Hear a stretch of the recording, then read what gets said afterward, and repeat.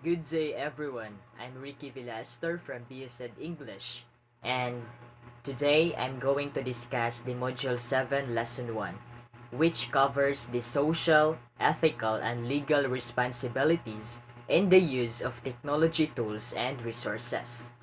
The module expected the students to describe the community of learners as citizens who share and utilize digital materials.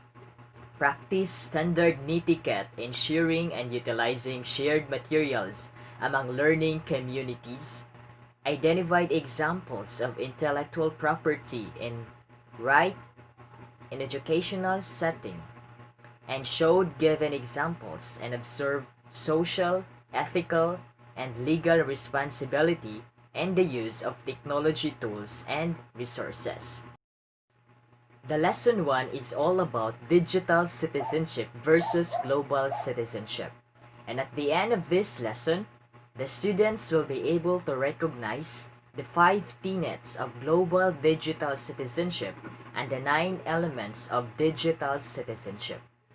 Compared and contrasted one's role as a citizen of a community and that of a digital world, and shared ways on how one can observe social, ethical, and legal responsibilities and the use of technology tools and resources.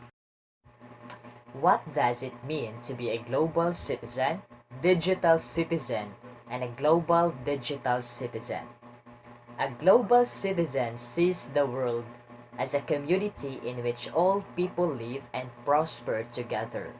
He or she is concerned on how he or she participates in and contribute to entire world. A digital citizen adhere to guidelines that govern the ethical and responsible use of technology and acts responsibly in all relationships and interactions in the digital world.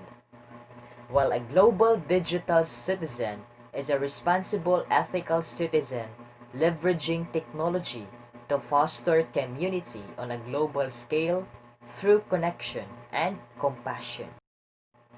How do you define a good citizen?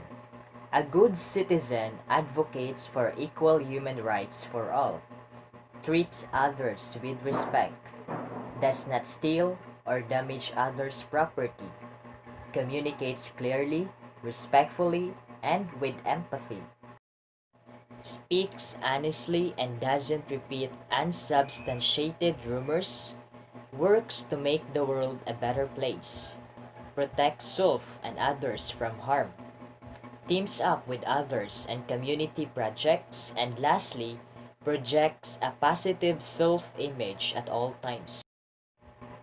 On the other hand, a good digital citizen advocates for equal digital rights and access for all, seeks to understand all perspectives, respects the digital privacy, intellectual property, and other rights of people online, communicates and acts with empathy for others' humanity via digital channels, applies critical thinking to all online sources, and doesn't share non-credible resources including fake news or advertisements, leverages technology to advocate for and advance social causes, is mindful of physical, emotional, and mental health while using digital tools, leverages digital tools to collaborate with others, and lastly, understands the permanence of the digital world and proactively manages digital identity.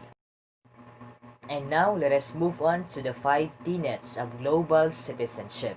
The first one is the personal responsibility, which includes demonstrating how we manage ourselves in matters such as personal finance, ethical and moral boundaries, personal health and wellness, and relationships of every kind, both online or offline. So the best example for this is um, budgeting.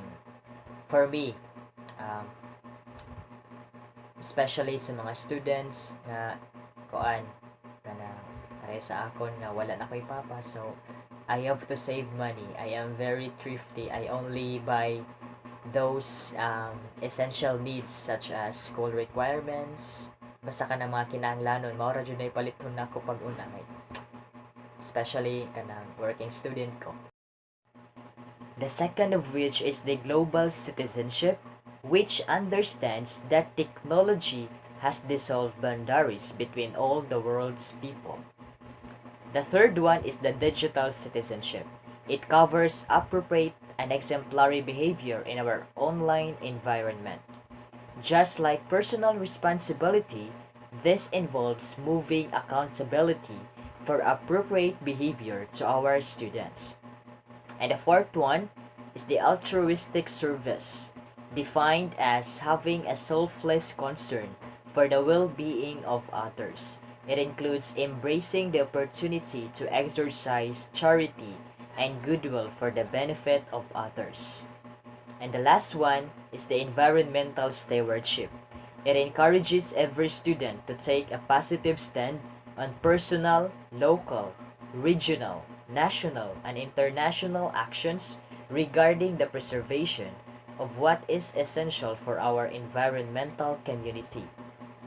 Um, ang example ani kay kuan um, organization kana Earth Savers Club.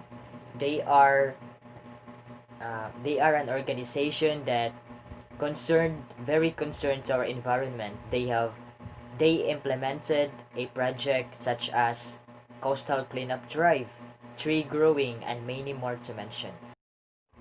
And now let us move on to the 9 elements of digital citizenship. The first one is the digital access. It is the ability to fully participate in the digital society. The best example for this is the online class setting, where not all of the students are not privileged to buy enough load to enter the virtual learning. The second one is the digital commerce. It is all about buying and selling of goods and services using the internet, mobile networks, and commerce infrastructures. For examples are the applications Lazada, Shopee, Foodpanda, and many more, whereas we can purchase products online.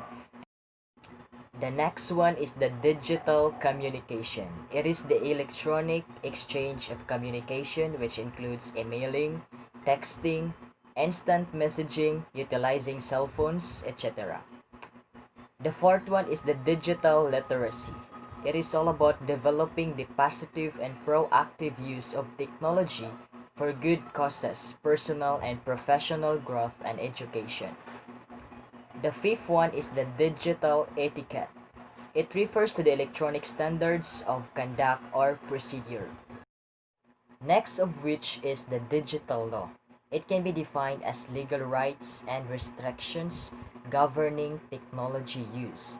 In today's world, many people are not responsible digital citizens.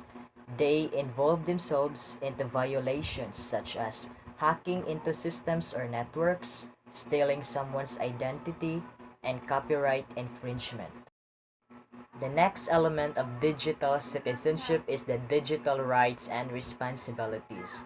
It is the privileges of digital access come along with responsibility. Then, the digital health and wellness. It is where our physical and psychological well-being in a digital technology world should be a priority. And lastly, the digital security. It refers to various ways of protecting computers, internet account, and files from intrusion by an outside user.